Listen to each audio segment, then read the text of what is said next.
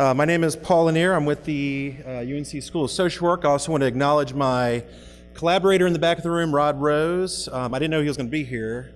Otherwise, I would have taken all the credit, but now he's here, so I got to at least acknowledge him. And again, congrats on making it through to the end of the day here on Friday. Round of applause for everyone for doing that. Well done, everybody. So this is the last flash of lightning for today. I'm going to talk about two things that it sounds like a lot of people are interested in.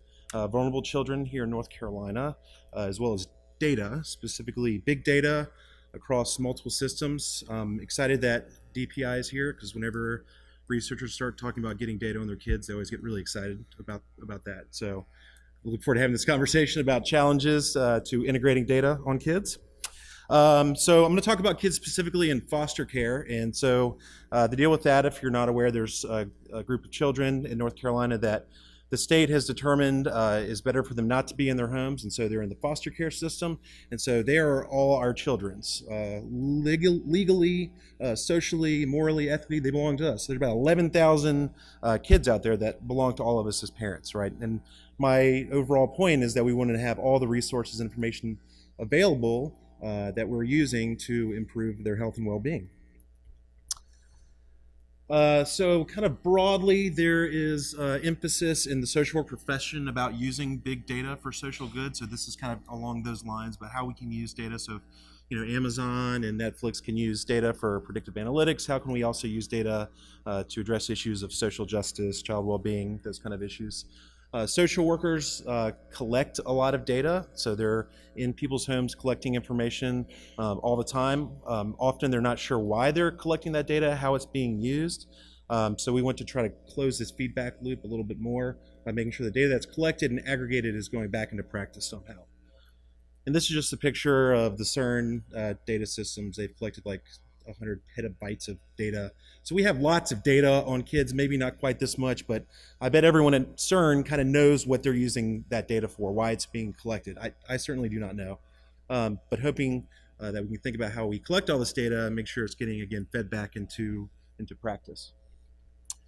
So we've tried to do this again, on a project where we're looking at kids who are involved with public systems, specifically child welfare, and how they end up in highly restrictive psychiatric residential facilities.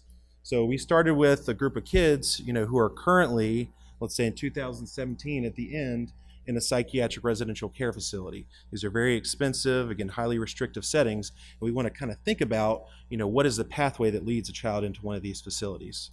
Okay, and so stitching together lots of these data sets, we can kind of trace this back over time, starting at birth, and figure out all these different systems that children interface with over time. So potentially there are some points where we can think about evaluating interventions, thinking about prevention points, those kind of things.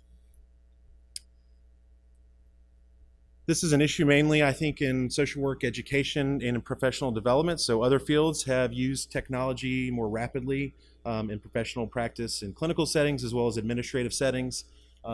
I don't know of many social work schools, certainly ours is not, that uses technology or tablets or integrated data systems in practice or teaches people how to do that. There's some examples of this happening in practice out in the field, but not many examples. Can we eventually expect these same tools to be used in our practice? When is that going to be? So this is an issue of improving quality of services, is having data available, I think.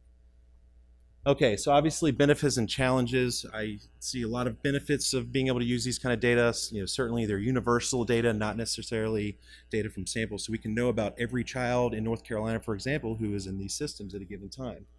And we can learn about their experiences over their life course into adulthood, even from birth.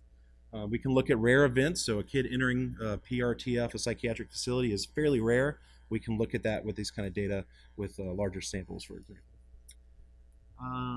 Challenges. Okay, so obviously this is where the minority report kind of mentality comes in. How are we using data to target kids or remove them from home? This is very vulnerable groups, more low-income minority children. So to be very careful about how we're protecting privacy, but also targeting vulnerable populations. Overall, though, these seem to be kind of human concerns and not technological barriers. We have the technology to do this. We have the data to do this. So let's think about how we can do this in an ethical way. That's it.